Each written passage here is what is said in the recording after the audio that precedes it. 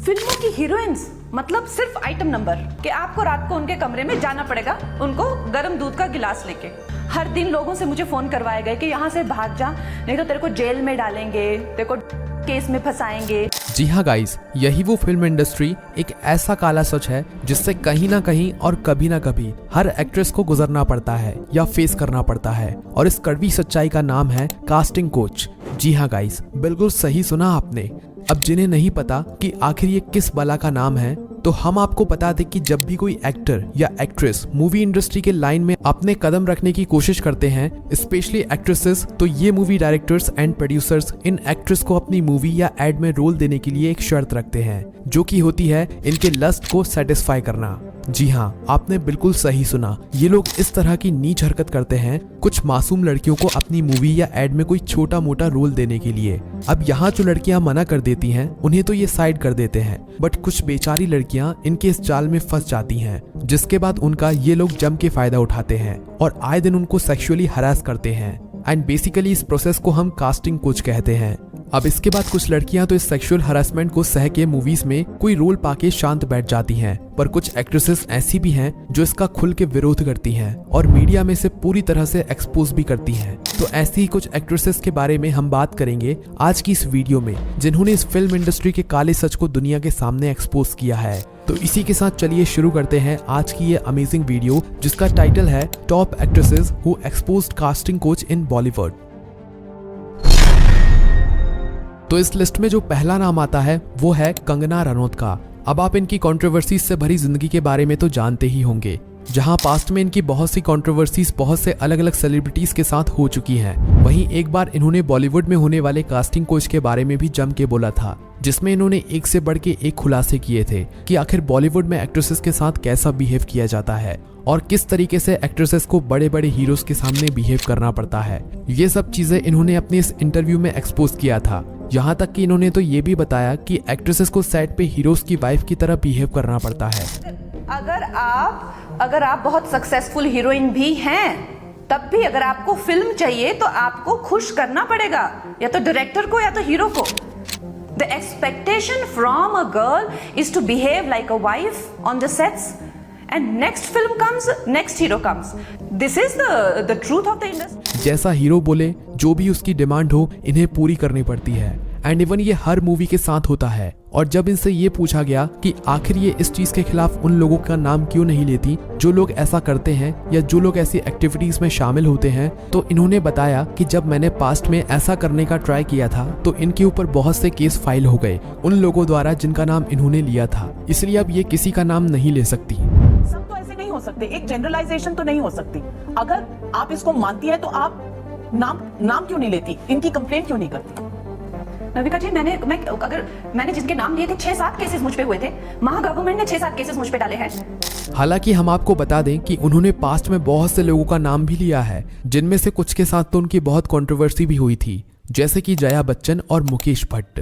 इतना ही नहीं, उन्होंने तो करण जौहर के मुंह पे बोल दिया था कि वो लोग बहुत नेपोटिज्म करते हैं, और इसी तरह से इनकी बहुत से सेलिब्रिटीज के साथ आए दिन कोई ना कोई नई कंट्रोवर्सी होती रहती है।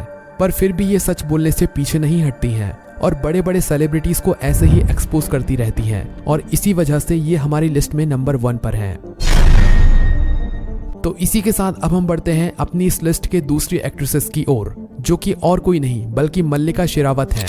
अब इनके बारे में तो आपको क्या ही बताना, अगर आप अर्ली 20s के किड हैं तो आप इनके कारनामों से तो इंट्रोड्यूस होंगे ही, साथ ही इनकी कुछ बोल्ड मूवीज भी जरूर देखी होंगी। इन्होंने बॉलीवुड में जीना सिर्फ मेरे लिए से डेब्यू किया था। हालांकि ये इससे पहले भी कुछ एड्स और सॉन्ग्स में काम कर चुकी थी, पर ये इनकी पहली ऑफिशियल बॉलीवुड मूवी थी। जिसके बाद इन्होंने और 2-3 मूवीज की, जिसे देखने के बाद ये तो साफ हो गया था कि ये सिर्फ बोल्ड मूवीज या बोल्ड सीन्स के लिए ही बनी है। तभी तो विकिपीडिया पे भी इन्हें सेक्स सिंबल ऑफ बॉलीवुड कहा गया है, और इस बात पे कोई दो राय नहीं है कि ये सच में एक टाइम पे बॉलीवुड की सेक्स सिंबल बन गई थी।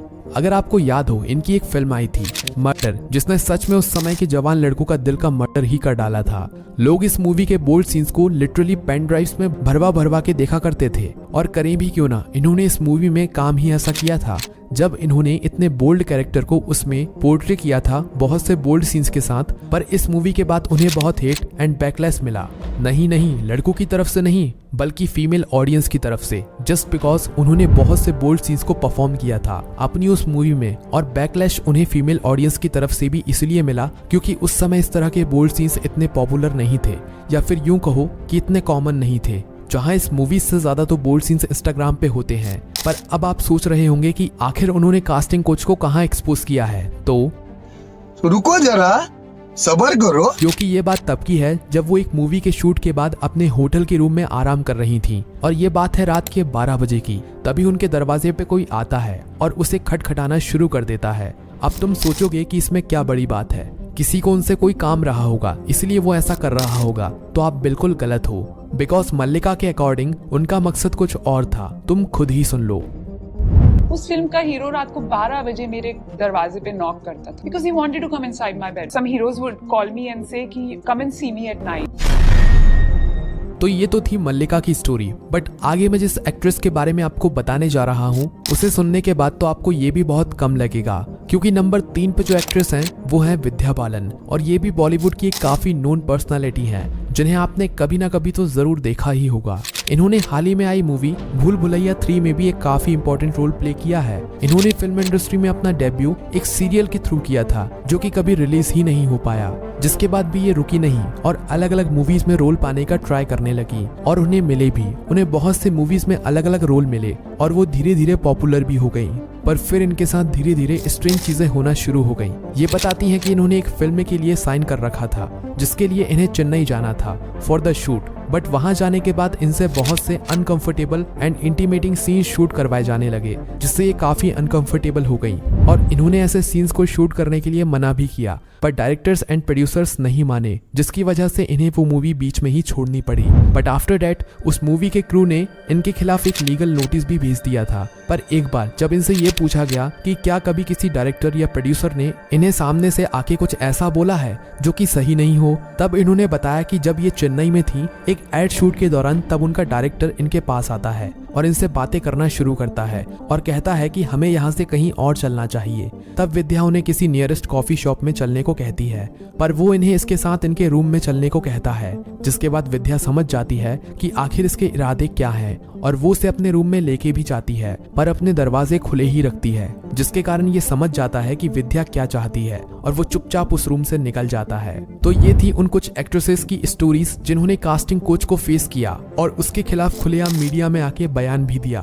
तो अगर ये वीडियो आपको पसंद आई हो तो लाइक करना ना भूलें और साथ ही द आदि शो को भी जरूर सब्सक्राइब करें ताकि फ्यूचर में आप कोई अपडेट मिस ना कर पाएं। तो चलिए मैं मिलता हूँ आपसे अगली वीडियो में, तब तक के लिए सी यू सून।